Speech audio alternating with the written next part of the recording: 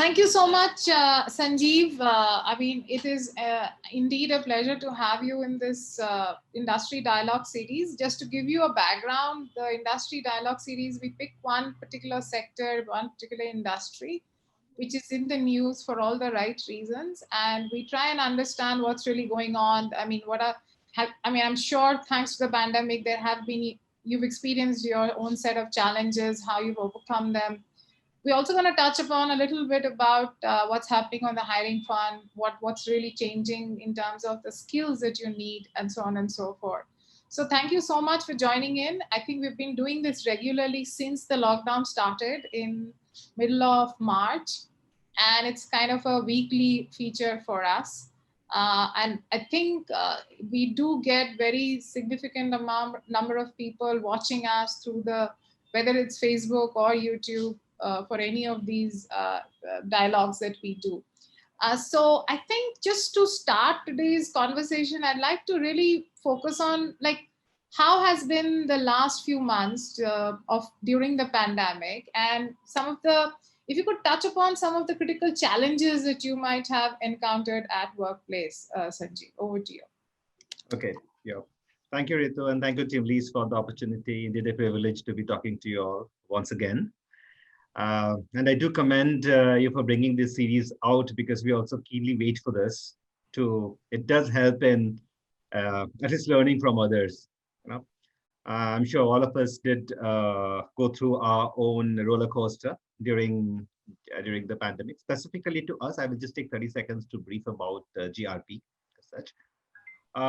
So 47 years ago, GRP was established to take care of the rubber maintenance in India. And by rubber maintenance, if I may use, we all know that once a tire reaches this end of life, it is thrown by the roadside, or it is burnt, or it gets into landfill.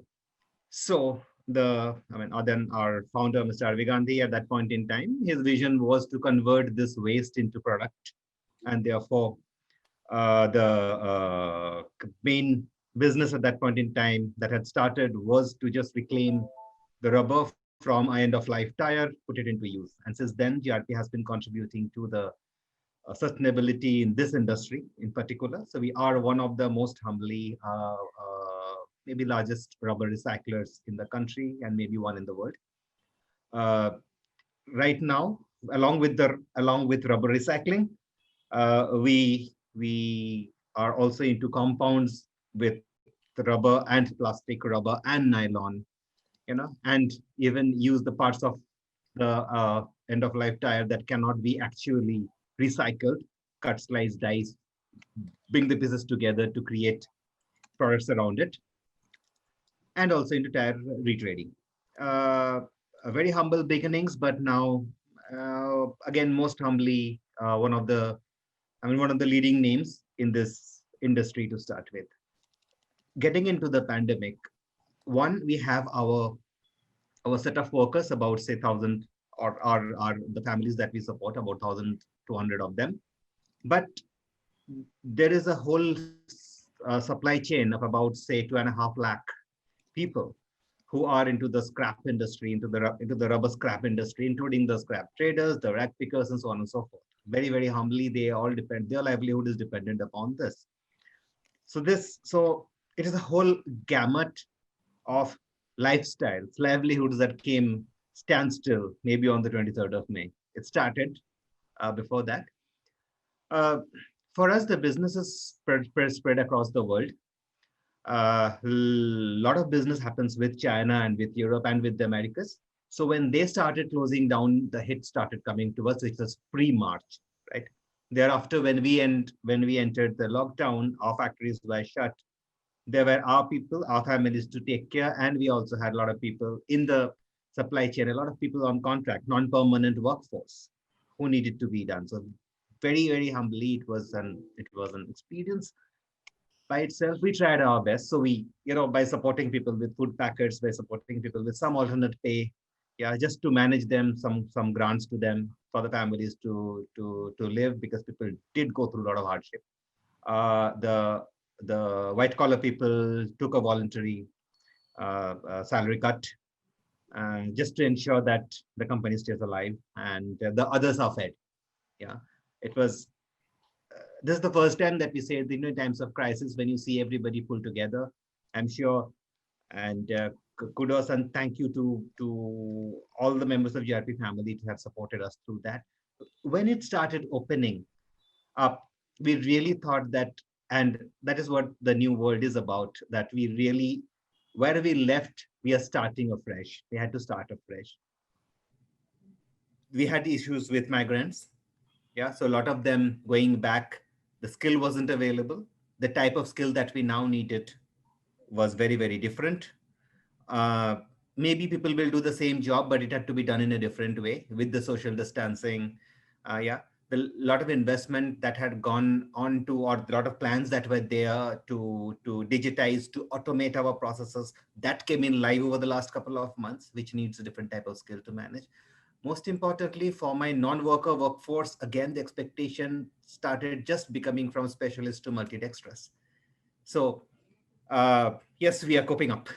We are coping up right away. Mute. Sorry. Yeah, that's always good to hear. So I think let's just talk about what have you think. I mean, they've been manufacturing as a segment have been in the news in the recent times quite a bit, right? I think given that just like every other country, we are also adopting protectionist policies. We are also trying to focus on anything which is made in India. So I think for all the right reasons, manufacturing has been in the news in recent times. So what do you think is going to be the prospect of your industry, your specific industry, in the days to come? And how do you see demand picking up in the next few months? Yeah, so see, there are two things, Ritu, very, very, very rightly put. One is the Make in India, vocal for local call by the government. Yeah, and rightfully so, because if you also look at so I follow the IMA reports as well, and I think for the first time, manufacturing is actually taking a lead over services in terms of the economic outlook, which is I personally feel is a very good sign for the country, because mass employment and massive push to the economy can happen maybe through manufacturing. Maybe I'm a little biased because of our upbringing. Yeah, we have been into manufacturing since our childhood, as such, as we have seen. But the key is we need manufacturing in India. We need to be self-reliant. The other thing, where not only for GRP but for all the sustainable manufacturers, I think what we have, where we have come in now, the plus point is the UN SDG and the Prime Minister himself being a front runner and flag bearer of that. That sustainability is indeed the key. So one of those 17 goals is actually responsible consumption and production, where I think India has a big, big role to play.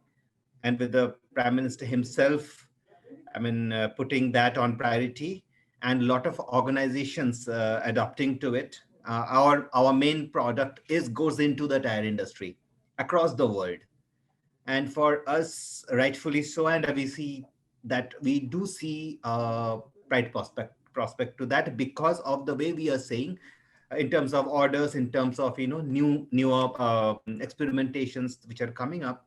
I do see a big room for this particular sector to grow. Excellent. No, Not only rubber, including plastics as well, if I may. Sorry. absolutely. I think we have been hearing good news from the auto sector as well, right? I mean, I was just picking up that the last quarter or this current quarter, they're essentially looking at some record sales, some unprecedented in the past few quarters. I think it's very clear that I mean, India is a populated country. In India, the workforce, every month 1 million kids are getting added to the workforce, and that's how it's going to be for the next 20 years. And hence, for India not to have an extremely active manufacturing regime is definitely going to cost us good quality formal jobs. Because finally, I mean, India's tragic reality has been so far that 12% of our GDP contribution used to come from manufacturing. 12% of our employment contribution only came from manufacturing. And that all that needs to change for us to create jobs at scale. And it's always a good sign when we see manufacturing looking up and is performing better than services, and hope that trend continues even when we achieve complete recovery of the economy. And on that note, my question now is going to be, what's your hiring outlook looking like, Sanjeev? I mean, are you looking uh, are new jobs likely to get created in your organization or your sector or in general in manufacturing? And do you think that most of these jobs will be backfills, or do you think new job roles are also likely to get created? So please do throw some light on that. Okay. Uh, as the sector is growing, I'm sure there are definitely going to be new jobs that are coming up. Given for organizations like us, now I see a mix, Yerito, because quite a few skills we may need to replace stroke refill. And of course, the moment we expand, we would need newer people. Yeah, I'm not only talking of a pair of hands, but I'm talking of a human being. Now when I talk of newer skills, it is across the levels. The the the challenge that the pandemic had faced us with, a very simple example: when we are adopting technology on the shop floor, we would definitely need people who would be able to handle and work with that technology. And it will happen two ways. It will definitely happen by reskilling the internal workforce, yeah, and also by taking maybe replacing some of the people. I'm using the term replacing under caution because, okay, the session is live. Replacement does not always mean a loss of job. It may be a redeployment, but a certain amount of skill at a certain manning a certain machine may need to be changed, and that we need to be, open and very, observant about. I see a huge surge, huge change of skill requirement that may come in the non-worker category, and particularly at a middle and a leadership level. A huge focus on analytics, a huge focus on adopting technology to work like the way we are doing. Yeah, and a lot of data based data skills is something that I see coming up in this on those roles, even if the person is in a role of say production supervisor and all, where these skills were earlier not as such asked for. Right. Multi-dexterity and the ease we are able to shift roles is going to be the key for successes. That's what I personally believe. Great. So I think I'm glad that you touched upon a little bit about how manufacturing is in looking at new job roles and new avenues, like analytics being one of them. But if I may ask, there's a lot of people who are currently in the manufacturing sectors who've been there for years, Yes. and they have a certain set of skill sets which may not anymore be relevant the way manufacturing itself is changing. Now, how do you think this workforce need to behave or needs to be channelized? What can we do to make them ready for the future change in terms of skills and job roles so that they don't get left out? Because it's very clear that we are living in a world where if you are no more relevant, there is no love lost, honestly. You will get left behind. So, what do you think we should be doing? Are there any specific skills they should be focusing on? Or how should they approach it? Because they're so used to a certain era or a certain style or a certain way of doing jobs. That is where the change in mindset is needed, right? It is like when years ago when the railway came in or the airplane came in. Yeah. So I think it's like that. We are passing through an interesting phase, and it is not always based on age, but based on a person's getting used to a certain style of working. uh, I think each one of us understand that this change has happened and we need to adopt to that change. It is as simple like that. Okay, if I need to take a blood pressure or a diabetic pill, I better do that. Yeah, and make those certain little changes in my lifestyle, which will help me survive better. So I think it is completely on the person himself or herself, because here we are dealing with adults. Yeah, so one is that mindset, but from an organization also has a role to play. Organization and every manager, I'm sure they have a role to play in counseling, making the person aware and handholding the person through this process. I'm completely with you that just though the common practice is leaving people behind, I personally and GRP as a family, we do not believe in that. Wherever it is possible and the person is okay, or the person is willing enough, take on the challenge and get reskilled or take on another job, even if that job is not within the same location that the person may be in, we are welcome to redeploy. Cool. So I'm going to ask you the 3 by 3 grid question now. Would you be able to share with us 3 job roles where maximum hiring is anticipated in your sector, and then 3 job roles which are likely to be the highest paying in the future, in the near future, and 3 job roles which are going to be absolutely new, which actually did not exist earlier, but now more and more companies in your kind of organization or in manufacturing per se are likely to emerge. So I know this is like those one of those hot seat questions, but who else better than you to try and attempt answering this? Already feeling the heat. Okay, let me start from the so 3 job roles which were not existing earlier in this sector. I'm not talking specific to GRP, but specific maybe to other organizations within the recycling space. I think one is definitely managing, or the people who would be adapt with RPA, because a lot of technology surges that is happening.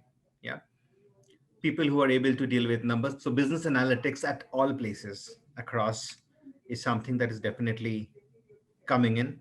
Yeah. Sure. And the other one is into logistics, because a lot of improvement. I mean, I personally see that the way we used to look at the whole aspect of supply chain and logistics, it's changing. It has changed over the last couple of months drastically. So people in these, I'm sure they are going to qualify for a premium. I'm not using the word demand or ask for obvious reasons, but yes. So yeah. So and it applies across. So these three are applies across all functions, including functions of like HR and finance. Mm. Adapting technology with an analytical mind, coming with a different mindset, yeah, Yeah. is definitely needed. Sorry, I missed the first three. If you can please repeat for me. So the first one is going to be where maximum number of jobs are like 3 job roles, where maximum volumes will get created in Okay. the next 2-3 quarters. I have a at least, yeah. With expansion comes in who is going to run the machine. So definitely the machine operators, and the Right. machine operators who are a little more skilled and trained, not only doing the manual work, because the machines that are coming in now in this entire sector, including GRP, are automated, are based on a little bit AI, a little bit based. I mean, so basically IR4 is here. Right. So people who are skilled enough to. So I think skilled operators are going to be a key. Okay. Any Uh, other couple of others you think of? people managing the supply chain Okay. very much. I mean, including GRP.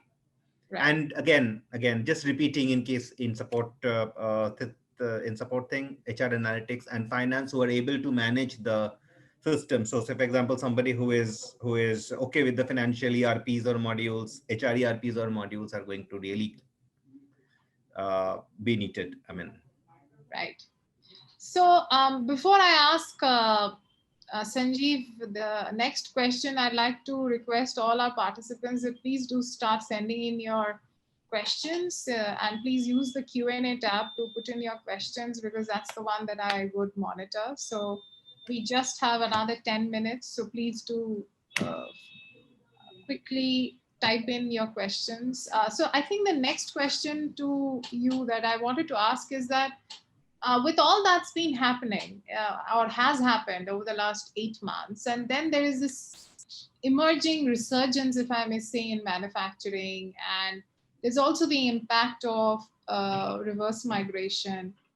How are wages looking like? What's the wage scene? Do you think wages are going to be at the same level as it was before COVID? You see revisions and hikes likely, or do you think there's a possibility of the wages going down? So your sense, please.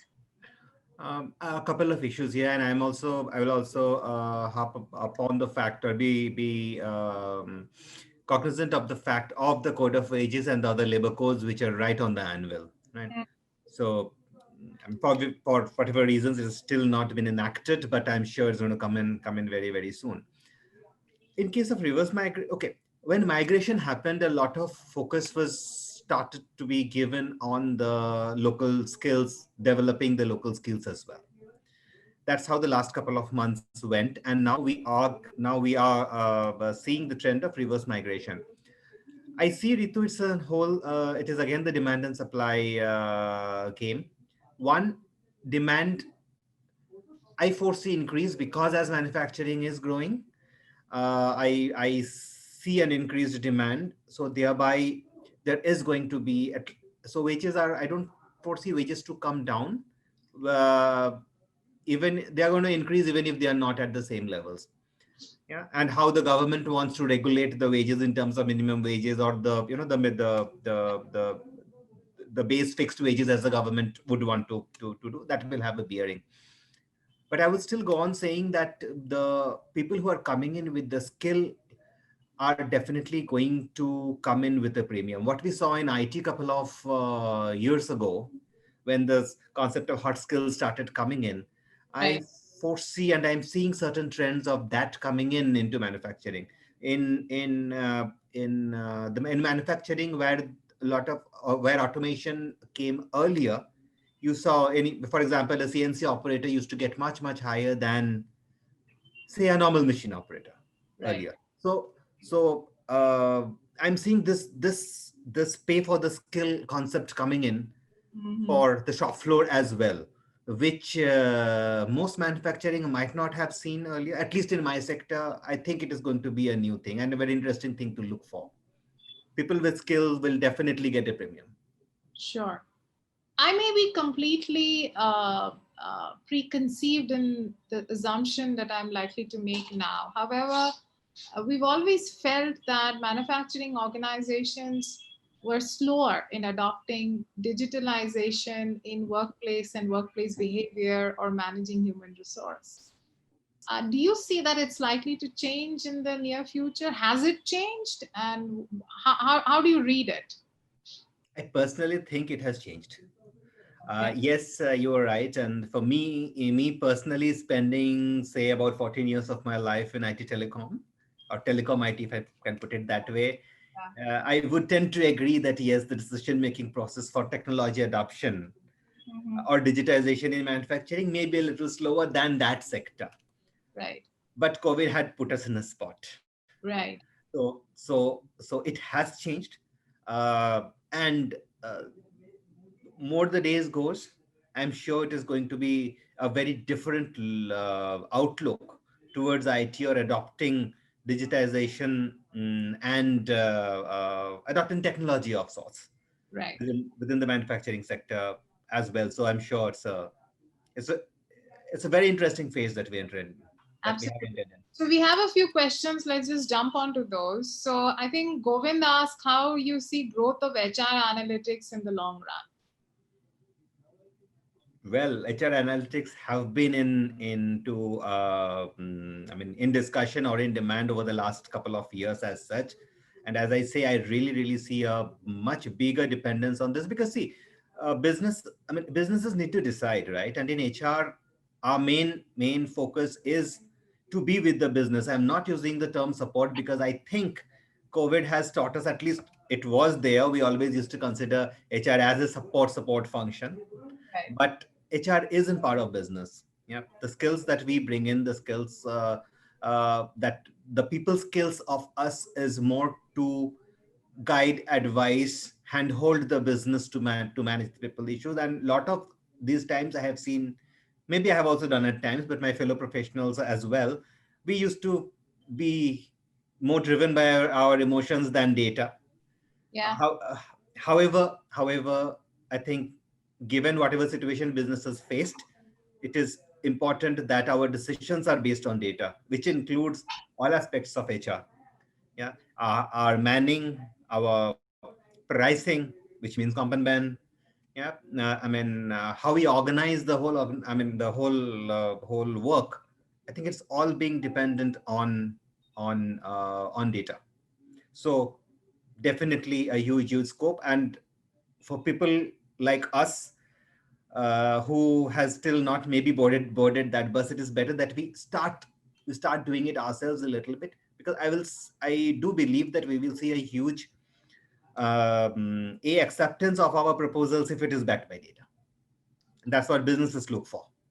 Absolutely. So there's a question from Dr. Ajay Srivastava. He asked, are Indian chemical industries ready to digitizing, and further frequently investment required, and also essentially put in more investments that is required to keep them updated, whether it's from the software or the product evolution per se? So that's the question.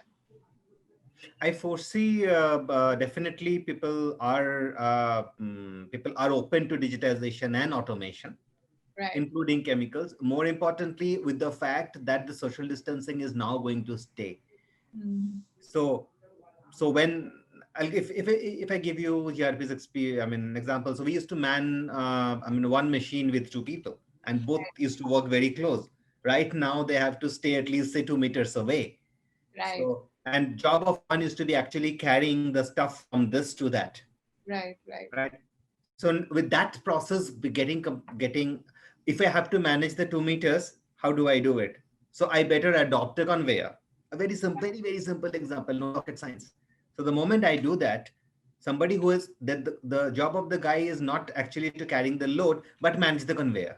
right, right, right, And it right. has to be. And I'm sure all industries are now open and all to that. Coming on to the investment, I think industries, all of every businesses do an ROI in terms of, so if they're automating or putting in technology in some fronts, they will look for the ROI in any which ways. and Absolutely. and that being, if ROI is positive, I don't foresee any industry at this point in time is going to shy away from adopting technology. Sure. So there is one more question which says, where the question's asked by Mansi. She asks, people in HR not having ERP exposure, what skills they should update with in order to sustain in the new normal and attract opportunities, as it is quite difficult for them. Oh. It's a mindset. We might not have worked on something, but if you're open to work on, nothing stops. Absolutely. So there's one more question, which after that, I think we are almost at the end of our time. I will wrap up quickly. I think there's one more question which says, what skills you see an HRBP must have based on changing skill requirements? Analytics, number one. We should be able to look at, analyze, and interpret data in some form, and it's a very easy skill to pick up. Number one. Second is to the whole concept of managing a workforce, so managing this transition. And I think it's an amazing opportunity for all HR professionals to really put whatever we have learned at school to work, because more often than not we used to get caught up with our rigmarole, and uh, we like it or not, the very transactional processes that a lot of HRBPs used to spend time with, leave, compliance, payroll, blah blah, are all can be done, if not by a third party, by very small solutions taken internally. And organizations are going towards that if they have not already adopted, right? So therefore to but managing this change is not easy. And I think here we are, we have an amazing scope of partnering with the businesses, helping them drive this change, because end of the day, I think, if I can put my collar up, we understand talent the best. Yeah. So putting the talent story, playing the talent card with the business, I think is very, very important. Um, mm, uh, Understanding and forcing the change. None of us thought of COVID. The stock dropped us there, right? We were always talking about the future of work, but we ended up in the now of work. These are not my, and we are talking about this. Adopt, understanding this change, driving the organization this change, and I think the HR team should not be sulked with the change, but rather spread the energy and optimism, because that's how the organizations are. See, a lot of organizations, a lot of managers are struggling to adopt to this themselves. Yeah, let us be the catalyst, because I mean it's an amazing opportunity for a people professional, to use the people part of the brain to lead the business forward. I'm sure it's an amazing opportunity. Better you use it, and I'm sure you will see the difference. Absolutely, Sanjeev. I think it's been great so far. But I, before we leave and before I sign off and before I let you go, I think the question, or rather, the answer to the question that everybody is seeking, which is, are you hiring currently? Yeah, yes, we are. Okay, that's good. I think that's short and crisp. Just knowing that somebody is hiring in today's time is good enough. Thank you so much, Sanjeev, for your time. Just for everyone's benefit, Sanjeev is a 22-year veteran in the field of human resource. He's worked with companies like Tata International, Tata Communications. He also is clearly a veteran even in the Tatas, and now he's with GRP Limited. So thank you so much, Sanjeev, for having you here. I'm sure the dialogue will continue, and I'm sure people will connect with you as well one-on-one. But thank you so much. Let's stay in touch. And to everyone else who's joined in for this short chat, I hope you have some takeaways. I hope you've understood a little better what's happening in manufacturing, the sector which is for long have been playing in the shadows of services and e-commerce and what else.